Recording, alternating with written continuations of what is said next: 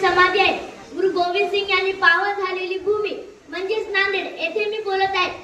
गुरु तेग बहादूर यांच्या जीवन चरित्रावर मी थोडक्यात माहिती सांगणार आहे. सांगण्यासारखं भरपूर आहे, परंतु इथे थोडक्यात सांगावं लागणार आहे. श्री गुरु तेग बहादूर हिंद दिचार श्री गुरु तेग बहादूर एप्रिल 1621 ते नोव्हेंबर 1675 हे शीख धर्माचे 90 गुरु होते. त्यांचा जन्म अमृतसर पंजाब येथे झाला. श्री गुरु तेग बहादूर यांनी आपल्या आयुष्यामध्ये अन्याय, धार्मिक सहिष्णुता आणि अत्याचाराविरुद्ध लढा दिला.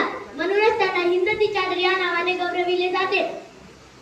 धर्म, मानवता, आदर्श तत्वांच्या रक्षणासाठी आपल्या प्राणांची आहुती देणारे श्री गुरु तेग बहादूर यांचे स्थान जागतिक इतिहासामध्ये अद्वितीय आहे. ते अतिशय शांत, संयमी आणि ध्यानशील स्वभावाचे होते. श्री गुरु तेग बहादूर यांच्या 350व्या शहीदी समागमाचा कार्यक्रम महाराष्ट्र शासनाने विविध कार्यक्रमाचे आयोजन केलेले आहे. एप्रिल 1621 मध्ये त्यांचा जन्म अमृतसर मध्ये वडील हरगोविंद आणि माता गुजरी यांच्या कुटुंबामध्ये झाला. 1664 मध्ये त्यांना गुरु ही पदवी प्राप्त झाली, तर त्यांचा मुलगा गुरु गोविंद सिंग यांना सुद्धा ही पदवी प्राप्त झाली. त्यांचे मूळ नाव त्यागमल असे होते. बालपणी एका युद्धामध्ये त्यांनी अतुलनीय शौर्य दाखवले. त्याच वेळी त्यांच्या वडिलांनी त्यांचे नाव तेग बहादूर म्हणजे तलवारीसारखा धैर्यवान असे नाव त्यांना दिले. श्री गुरु तेग बहादूर यांनी मोठे भाग्य, संपत्ती, मान नाकारत अत्याचाराविरुद्ध लढा दिला. अत्याचाराविरुद्ध लढा देत असताना त्यांना दिल्लीतील चांदी चौकामध्ये त्यांना कैद करण्यात आले. श्री गुरु तेग बहादूर यांनी मानव अधिकारांच्या सुरक्षेसाठी ते शहीद झाले. श्री गुरु तेग बहादूर यांनी लोकांना सत्य, संयम आणि करुणा या मूल्यांचा संदेश त्यांनी लोकांना दिला. श्री गुरु तेग बहादूर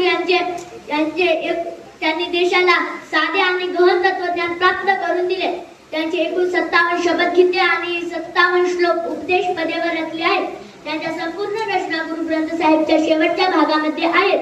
जो नर दुःख में दुःख नहीं माने, सुख स्नेह अरु भय नहीं जाके, कांचन माटी माने, लोभ मोह अभिमान रता के शोक ताके.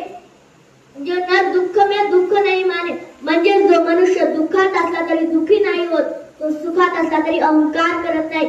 त्याच्यासाठी सोने आणि माती ही समान आहेत. जो लोभ, मोह, अभिमान आणि शोक यापासून मुक्त आहे तोच खरा ज्ञानी आहे. अशा अनेक भावपूर्ण आणि मानवी जीवनावर सार सांगणाऱ्या रचना त्यांनी केलेल्या आहेत.